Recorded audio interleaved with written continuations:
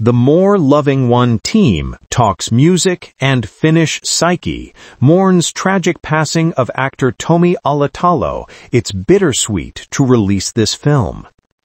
As the Finnish film community woke up to the news of actor Tomi Alatalo's sudden passing at just 44 years old, the More Loving One team is remembering the star.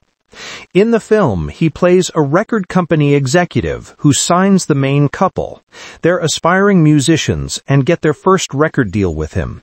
It's a small role, but very important. A memorable, light, bouncy performance, director Oskari Sipilä told Variety. Alatalo, best known for his work in Cannes-awarded Compartment No. 6, which scored him a UC nomination for Best Supporting Actor, will be next seen in Dome Karukosi's Hippo Love. He definitely had the acting chops for bigger parts. He was already a giant of Finnish theater, recalled Sipilä. Anina Lepanen, producing for Helsinki Filmi, called Alatalo very charismatic and very talented. It's shocking. People are sharing their memories of Tomi, and there's a lot of peer support. Before the screening of The More Loving One at industry event Finnish Film Affair, the film premieres locally on October 3rd. Sipilä added, "As we remember Tomi Alatalo's work in film and theater all over Finland and in beloved titles such as Compartment No. 6, it's bittersweet to release this film, which has become one of the last things he worked on. We miss Tomi and will honor his memory."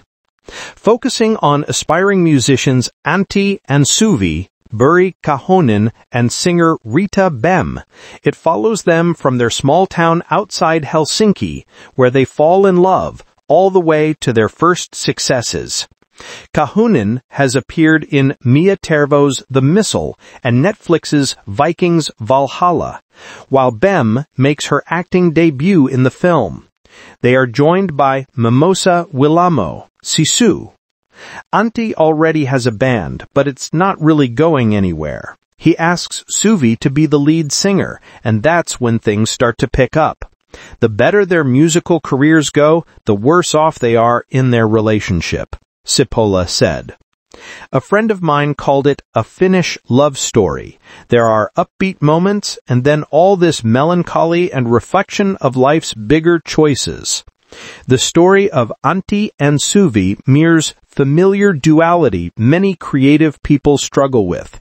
When you have two people working with the same art form, it can become toxic. You can no longer separate the love you have for the art form from the love you have for the person. Soon it becomes obvious there's only one star in the band, Suvi. As she turns into a global pop phenomenon, even Taylor Swift and Lana Del Rey's go-to producer Jack Antonoff's gets a mention. The novel takes place in the 90s and name-dropped producers and music industry luminaries from that time. I wanted to add a contemporary nod to that aspect. If a rising female star would work with anyone in New York, it would be Mr. Antonoff, Sipilä said. Based on a book by Juha Itkonen, I'm most stressed about the reactions of tens of thousands of people who love it. I've hidden my address. It features original songs in English.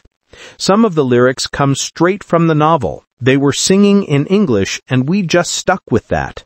Itkonen also gave this story a psychological twist I really connected to. It says something about the Finnish psyche. Sipilä, who has a musical Urban Family under his belt, ended up collaborating with composer and musical maestro Joel Melisniemi. I started working on the music at the same time I started working on the script. Some of the songs are from 10 years ago, others from last year. I got married, I got divorced, I lived the story, and then I was ready to tell it.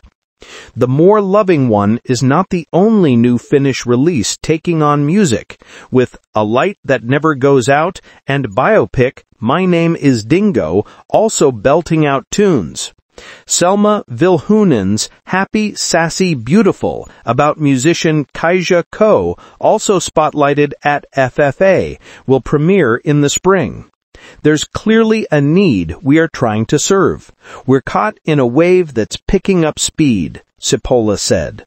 But the current funding situation might cut it short. The success of Finnish cinema in the early 2020s was not built on strategically, and maybe it was lost among all the battles we were fighting for our funding, for new legislation concerning copyrights. I think it can happen again, but if these cuts are as drastic as it's now suggested, we'll have to wait for another wave for a long time. He added, I wholeheartedly agree that we need to hold on to the domestic audience. We need to have their support as an industry, but the only way to renew ourselves is through international collaboration. It's not a safe thing to have a film where people are singing in English, singing new songs instead of those that people already know. These sorts of risks can fail, but sometimes they can succeed spectacularly.